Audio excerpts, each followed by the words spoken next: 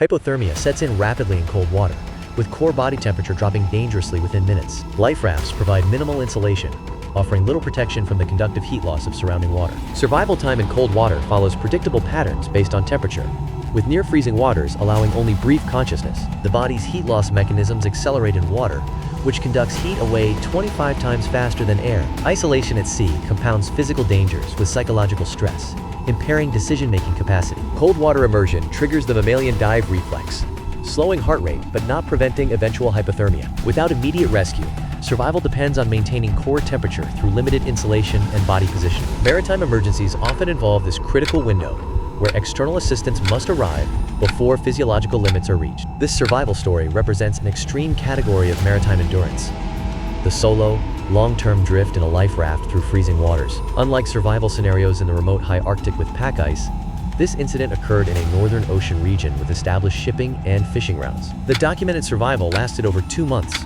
requiring extreme problem-solving when all normal systems and rescue protocols failed. This case demonstrates how human physiology adapts to prolonged exposure in freezing maritime environments. The psychological endurance required for such isolation differs from group survival scenarios, where social dynamics can provide support. Life raft technology in northern waters must balance buoyancy with thermal protection, as hypothermia progresses faster in wet conditions. Commercial shipping routes in these regions follow established patterns, but rescue response times vary based on weather, visibility, and vessel traffic. The extreme duration of this survival case provides valuable data for maritime safety protocols and survival training programs. As a trained mariner, the individual possessed professional navigational skills and maritime knowledge that a casual sailor would lack. The loss of his primary vessel left him with only a life raft and the standard emergency supplies it contained. These supplies were minimal by design, intended for short-term survival until rescue, not for extended isolation. His immediate threats became a deadly trio: hypothermia from cold exposure,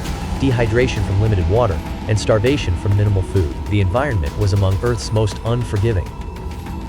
Open ocean offers no shelter, resources, or stable footing. Unlike land survival scenarios, ocean survival provides no natural water sources, edible plants, or materials for shelter construction. His verified survival actions would need to address all 3 threats simultaneously while conserving energy. Each decision carried extreme weight, as mistakes in this environment lead rapidly to irreversible consequences. In survival situations, insulation becomes a critical defense against hypothermia, which can set in rapidly in cold water environments. The aluminum floor of a life raft conducts cold efficiently, drawing body heat away from anyone in direct contact with it. This creates a dangerous thermal bridge, making insulation between the survivor and the metal surface essential for survival. Available materials like canopy fabric or clothing can be repurposed to create these vital insulating layers. Each additional layer slows heat transfer, buying precious time against the onset of hypothermia. This practical adaptation demonstrates how survival often depends on repurposing available resources against environmental threats. Preventing conductive heat loss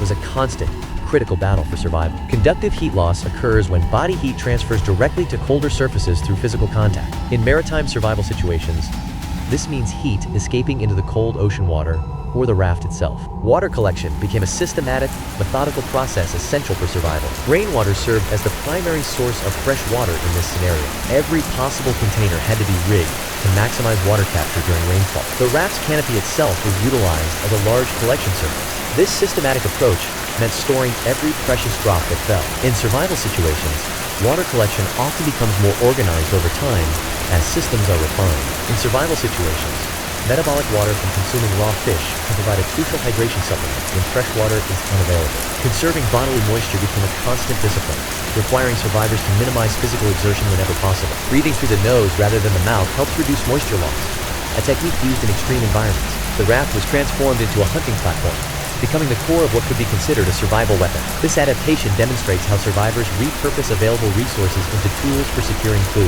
Such transformations are common in survival scenarios, where improvisation becomes essential for sustenance. Without proper fishing equipment, the survivor had to improvise tools from available materials. Accounts describe the creation of a spear or gaff by lashing a knife to a pole or sharpening pieces of metal. This improvisation demonstrates the human capacity for tool making under extreme survival conditions. The makeshift weapon was then used to hunt directly from the raft itself. Targets included fish that came near the surface and seabirds that landed on the canopy. This hunting method required patience and precise timing, as opportunities were limited. Such improvisation is common in survival scenarios where conventional resources are unavailable. The ability to adapt available materials into functional tools can determine survival outcomes in maritime emergencies. Survival in extreme isolation required maximizing every available resource. This individual utilized the entire animal: meat for sustenance, blood for hydration, entrails for bait, and feathers for insulation. Such comprehensive use reflects a documented survival psychology pattern, where resource scarcity forces extreme efficiency. Maintaining a strict mental routine was equally critical for psychological endurance. A fixed schedule for equipment checks, hunting attempts, and rest provided essential structure. This discipline actively combated the despair and helplessness common in prolonged survival situations. The transformation was cognitive. The raft shifted from being perceived as a prison to becoming a base of operations. This mental reframing is a key mechanism in documented accounts of human resilience under duress. Maintaining physical condition and performing constant small repairs to the raft were non-negotiable parts of the survival routine. This segment addresses common limits and misconceptions about the documented evidence. It's crucial to separate documented facts from common dramatizations that appear in fictional accounts. We do not know the precise, day-by-day timeline of the drift due to gaps in the available evidence. This uncertainty is typical in survival cases where continuous documentation wasn't possible. The focus remains on what can be verified: the maintenance routines essential for survival at sea. Many survival stories feature exaggerated encounters with marine predators or dramatic rescue moments. These narratives often omit the reality of prolonged monotony broken by brief, critical actions. The experience was not a constant cinematic struggle, but dominated by hardship and waiting. A common misconception involves the survivor being constantly adrift in solid ice. In reality, polar ice conditions are dynamic, with leads of open water and shifting pack ice. This clarifies the environment: not a solid prison, but a hazardous, ever-changing landscape. The psychological toll of such monotony, punctuated by sudden crisis, is a key survival challenge. Understanding this pattern helps separate factual accounts from sensationalized storytelling. Survival in cold, stormy waters presents a brutal paradox.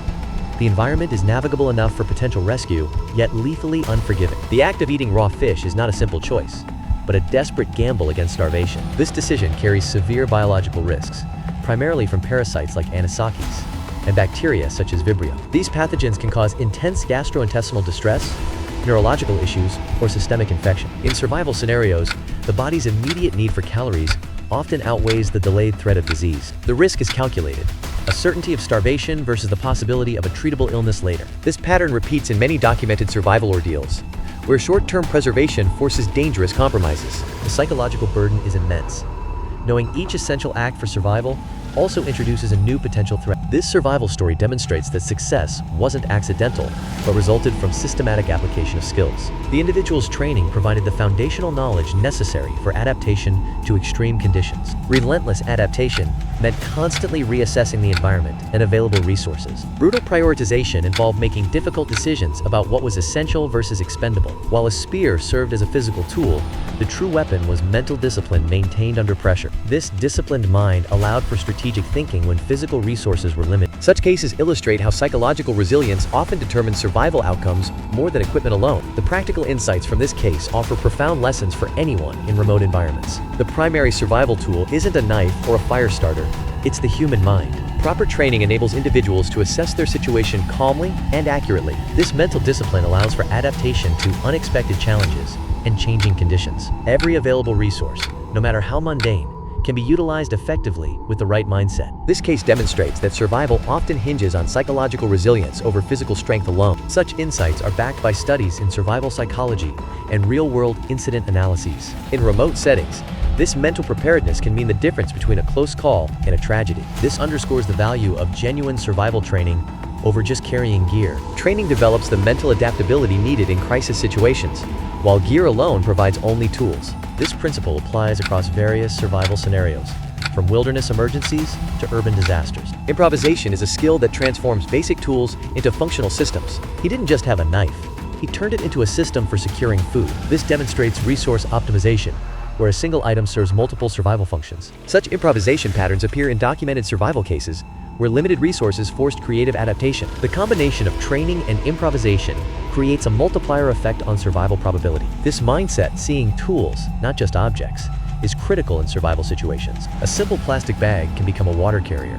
while a belt can secure a shelter. This cognitive shift from passive observer to active problem solver is what separates those who endure from those who succumb. The principle extends to the environment itself, which dictates the survival strategy. In cold water or frigid climates, shelter and maintaining core body heat become the most immediate priorities. Hypothermia can set in rapidly, disabling cognitive function and motor skills long before starvation becomes a factor. Therefore, the search for food is strategically delayed until a stable thermal environment is secured. This environmental logic applies broadly, from maritime disasters to wilderness survival scenarios. The survivor's first critical action was reinforcing his raft's insulation against the cold water. This insulation decision proved vital, preserving body heat long before any food was secured. Hypothermia poses a faster threat than starvation in cold water environments. The EPIRB, or Emergency Position Indicating Radio Beacon, is a mandatory safety device for maritime survival. It broadcasts a distress signal via satellite to search and rescue authorities. This technology provides a precise location,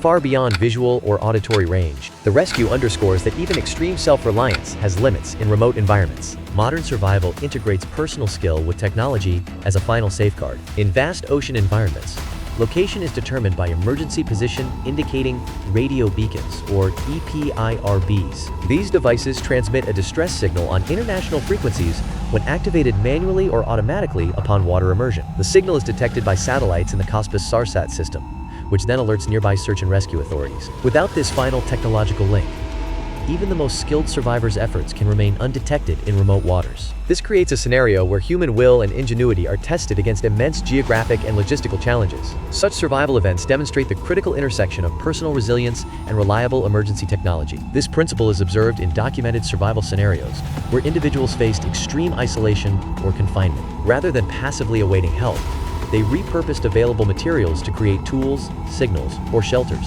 This active adaptation often involved altering their immediate environment to improve chances of rescue or sustenance. Psychological resilience played a key role, as survivors shifted focus from victimhood to problem solving. Such behavior mirrors documented cases where breaking routine or expected patterns attracted attention. The underlying mechanism is a cognitive shift from hope to agency, fundamentally changing the dynamics of the situation.